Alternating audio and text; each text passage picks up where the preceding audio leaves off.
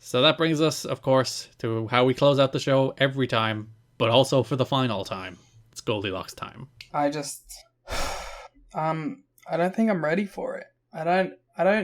I'm imagining a TNA without Goldylocks for the first time. Mm-hmm. And I don't like it. It's scary, and we're gonna lose the most compelling character on the show, the most consistent character on the show, and like whose baby bear is Shelly gonna be? You know, like you will be aimless, lost, wandering. I'm not ready for it. You will hear Goldie's voice in the future, but you will not see Goldylocks on a TNA Impact broadcast until 2022. Oh, my heart just broke. But think of the pop when we do the watch along for Slammiversary 2022 in like 10 years. Again, we'll be dead. In like 10 years, you will jump out of your chair when you see Goldylocks again. First show of the month, NWA-TNA pay-per-view number 110, September 1st. Goldylocks had a match. It was Sonny Siaki and Eric Watts against Abyss and Alex Shelley in an emancipation match for Shark Boy and D-Ray's freedom. Before the match, he was locking Shark Boy and D-Ray in a cage so they couldn't interfere. Yeah, which I thought was fun. It was the old Abyss cage. Oh yeah, this is good long-term lore. I also appreciate Goldie like trying to suck up to Abyss. It's like, darling, you've always been my favorite. Who told you to stand in that corner? Have I ever told you how much I love you? Oh, I love you. So, guy, out of all of pro wrestling's like long illustrious history of emancipation matches, where does this one rank? I think it's the best. I think it's the best emancipation match in TNA history and the best emancipation in wrestling history. Wow. Anyone listening, feel free to submit your favorite emancipation match. So I did like Scott Hudson being like, "You've always abused Abyss," and she's like, "Shut up, Scott." Shut up, Scott. Then you did have Siaki and Watts against Abyss and Shelley, in which continues my theory that I think Watts is actually secretly a good tag team wrestler. That the dude can hit a power slam on Abyss like nobody's business.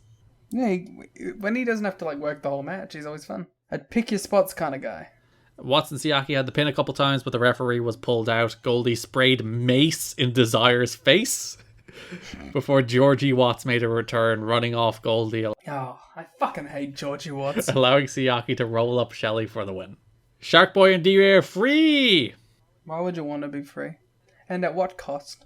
Why would you not want to work for Goldie? Seems like a great boss. To be fair, Shark Boy and D-Ray never looked like they weren't having a good time. Well, Shark Boy and that shrimp incident. They seemed a fan.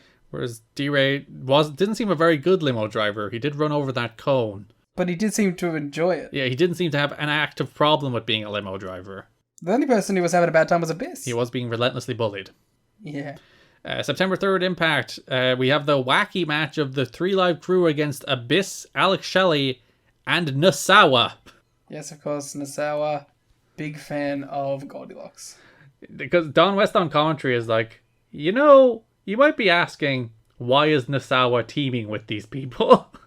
And you'd be like, you are correct, I am asking that. And it's like, I think Goldylocks used her powers of manipulation and perhaps some feminine wiles to get Nasawa to team with Abyss and Alex Shelley against the 3 Live Crew. The femme fatale Goldylocks. And yeah, they have a match. 3 Live Crew win. It's perfectly fine. It's just nice to see Nasawa interact with the best acting company history. 3 Live Crew. Abyss. Shelley and Abyss argued on the floor, allowing Truth to pin Nasawa with an axe kick. It is not quite the last time we'll see Nasawa, but close enough. One more match from Nasawa. Pretty consistent. Yeah, he's been a perfectly solid 2.5-star mid-card wrestler. Well done, Nasawa. He also wrestles on one of the Wrestle One shows, I guess. The Wrestle One Impact crossovers. Crossover that episode will be. Yeah, the big Nasawa return. You'll be like, oh, it's NWA-TNA star, not the Wrestle One star. Man who is retiring in the Tokyo Dome. As one should. And then NWA-TNA pay-per-view number 111, September 8, 2004, which is the last time I will tell you the name of an NWA-TNA pay-per-view. Eric Watts, Desire, and Sonny Siaki defeat Abyss, Goldylocks, and Alex Shelley. What is there to say? Tell me a lie that you won't go. No more yesterday. It is the end of an era. Abyss was about to kill Desire before Georgie Watts ran out.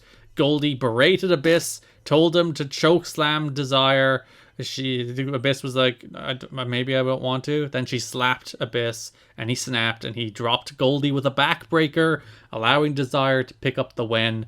And that is not quite the last time we'll see Goldie, because of that AJ Styles Alex Shelley match where Goldie was also at ringside.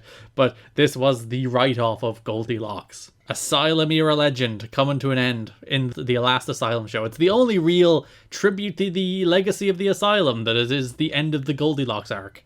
Yeah, from backstage announcer to prank show host. Of course, the highlight of the run. To the fucking Joker. You forgot about the lover of Eric Watts in between. Oh, sorry, sex maniac. To the Joker. Yes. To the $1 Million Man Ted DiBiase. What an arc. One of the most fulfilling character arcs in all of pro wrestling history. Not just pro wrestling, I'll extend it to television. One of the most compelling character arcs in media. Damn right. Mary Shelley could never. And it's all over, but why is it all over, Garrett? Goldylocks is done for now, if not for good, according to the Wrestling Observer. The September 8th show with Abyss was scheduled to be her blow-off to begin with, but then she got on everybody's bad side because she refused to do much of anything. She refused to take a chokeslam, she refused to take a black hole slam, she refused to take shock treatment, and they finally got her to agree to take the backbreaker, which Dave says looked weak. I think it looked fine. But also, she's not a fucking wrestler. Abyss could protect her. Yeah, sure. Or he'd just kill her with a black hole slam, either way. He'd probably just kill her. There is a possibility she'll be brought back for a new role, but everyone was talking about it like that was the end for her. It's the end for me as a fan of this show. There's also another Goldylocks note. Wrestlers are still laughing over Goldylocks' antics during a recent bar outing.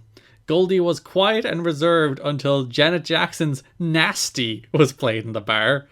Yes. Witnesses say she suddenly leapt to her feet and began dancing intensely to the point she was doing the splits on the floor. Yes. According to a wrestler who was there, it was the single most embarrassing thing I've ever seen in my life. And she doesn't drink, so she doesn't even have an excuse. People were laughing so hard they had tears coming out of their eyes. She doesn't need an excuse to be fucking based. Yeah, these wrestlers, they don't get it. They don't understand the wonders of Goldylocks. Oh, they don't have a rack of coke up their nose. They don't know how to have fun. She can just hear Janet Jackson's Nasty and release all inhibitions and dance like the world is ending. In her defense, if you hear Janet Jackson's Nasty and you don't act like that, then there's something dead inside of you. So, speaking of dead inside, that is the end of Goldylocks. I'm depressed. I'm angry. I'm old. I work with fucking children. I'm hurt. Mostly just hurt.